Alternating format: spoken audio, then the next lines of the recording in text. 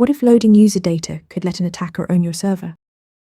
Pickle executes arbitrary Python code during deserialization. If an attacker controls Pickle input, they can craft a payload that runs shell commands or exfiltrates secrets. There is no way to sanitize this without avoiding Pickle entirely. JSON is the safest choice for untrusted data. It serializes only primitive types: strings, numbers, lists, and dictionaries, with no code execution path. Python's built-in send module reads JSON safely, and it is the industry standard for external data interchange.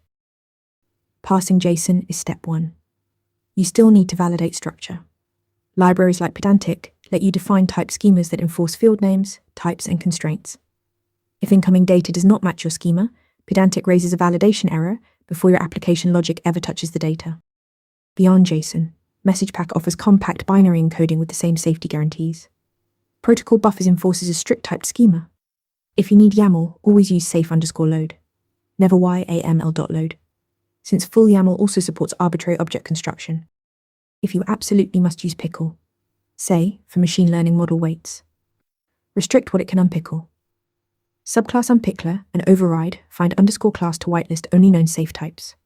But treat this as a last resort. Every other option is safer by default. For untrusted data, default to JSON with schema validation, and reach for pickle only when nothing else works. Want to nail questions like this in your next interview? Interview Mentor gives you hands-on practice with real questions. Every answer gets a grade with specific, personalized feedback. Track your progress across topics and difficulty levels.